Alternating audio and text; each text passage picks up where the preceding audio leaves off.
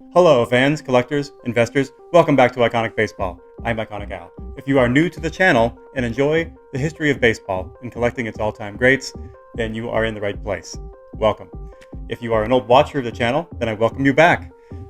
Today, we are getting back into my countdown. This is my list of the 100 greatest and most iconic ball players in baseball history. And it's getting exciting. We are at number 20 today. We are inside the top 20. This is a ball player who compiled 110.9 WAR over a 22-year career, which started when he was 17 years old. One of the true elite hitters and great right fielders in the game's history. A guy who has largely been forgotten by mainstream fans. However, his numbers suggest that he was every bit the player that Mickey Mantle was. We'll get into that later.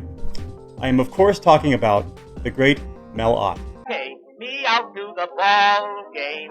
Take me out with the crowd. Buy me some peanuts and cracker jack. I don't care if I never get back. Let me root for the home team. If they don't win, it's a shame. For it's 1, 2, 3 strikes, you're out at the old ball game. Let's give Mel Ott some much-deserved respect here. This guy played a long and productive 22-year career with the New York Giants. Manager John McGraw said he was, quote, the most perfect natural hitter I ever saw. And he went straight to the major leagues at the age of 17 without playing one game in the minor leagues because John McGraw didn't want him, quote, getting messed up. He compiled 110.9 WAR over his career, which puts him right up among the Inner Circle Hall of Famers. He hit .304 for a career and was an extremely disciplined hitter. His walk-to-strikeout ratio was an ungodly 1,708 walks to 896 strikeouts. He got on base at an elite rate of .414.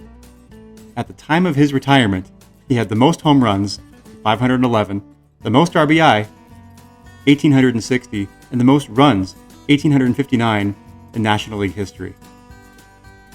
He won 6 home run titles in his career, and if you want advanced metrics, a 947 OPS and 155 OPS plus paint a very dominating portrait of this player.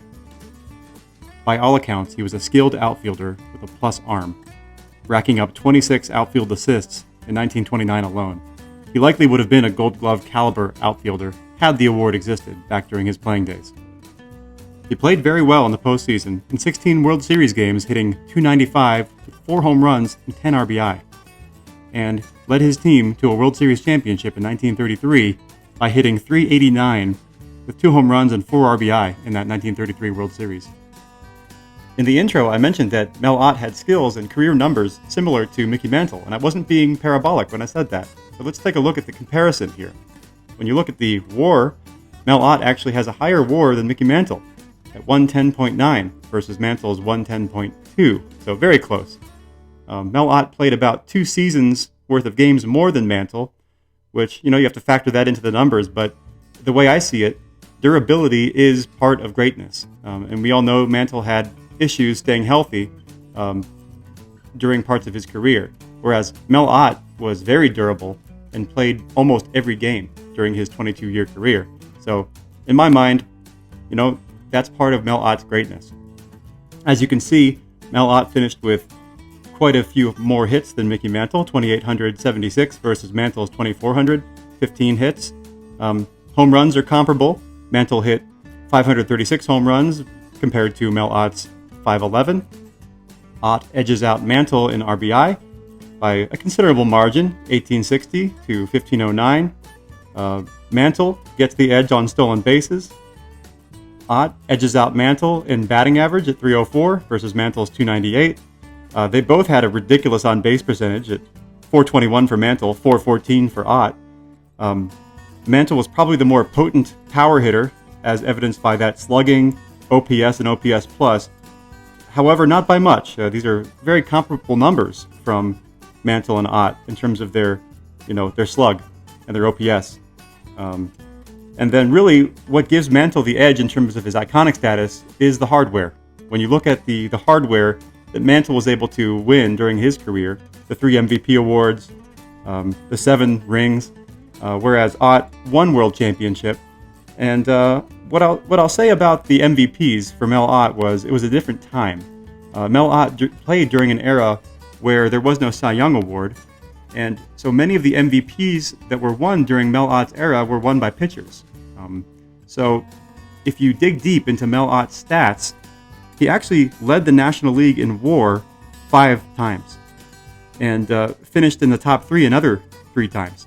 So we're talking Mel Ott had a legitimate shot at winning MVP awards in about 8 seasons. And if he was being judged by today's standards, where generally the player with the highest WAR in the league wins the MVP, I mean, you could pencil Mel Ott in for, 4 or 5 MVP awards potentially if he was being judged by today's standards, and there was a Cy Young being awarded in each league as well. So that's a consideration. And you look at the 3 MVPs for Mickey Mantle versus no MVP awards for Mel Ott. I don't think that's quite fair to Mel Ott. One other disparity we see is the 20 All-Star selections for Mickey Mantle versus 12 for Mel Ott, which again isn't all that fair to Mel Ott because the All-Star game didn't even exist until 1934, which was about 8 years into Mel Ott's career. Once the All-Star game existed, Mel Ott was a perennial All-Star pretty much the rest of the years after the All-Star game existed. So again, not really a fair comp to judge All-Star selections for Mantle versus Ott. Long story short, I believe Mel Ott is the greatest player to never win an MVP award. And I also believe he was a comparable player to Mickey Mantle. As you can see, I have 3 key items for Mel Ott here. Let's get started by looking at this beautiful relic card from the 2001 SP Legendary Cuts set, a set that I absolutely love and have a lot of these in my collection. This harkens back to an era where relic cards were actually relic cards, game used, and it states that explicitly on the back.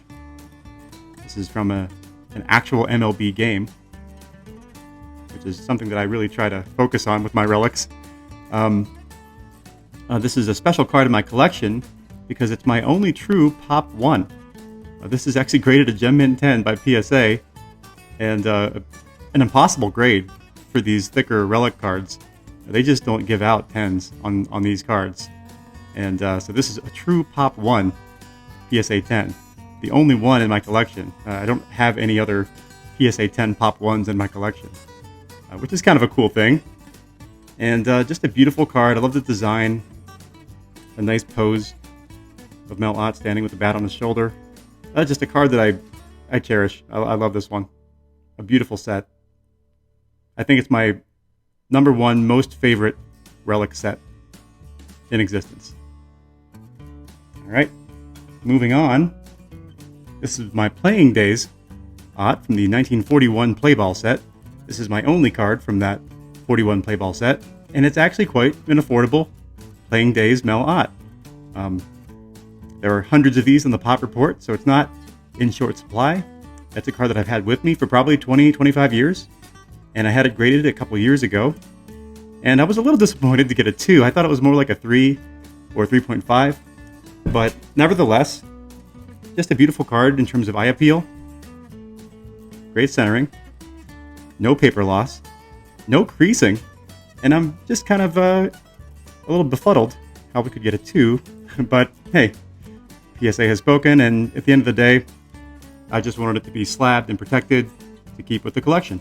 And this is just a beautiful shot of Mel Ott finishing a swing there, pretty well centered. Just a beautiful example of this 41 Playball set. Kind of a mid-career Mel Ott. A nice narrative on the back there. But this is still, quite an affordable option for someone looking for a very aesthetically pleasing Playing Days Ott. And then last but not least,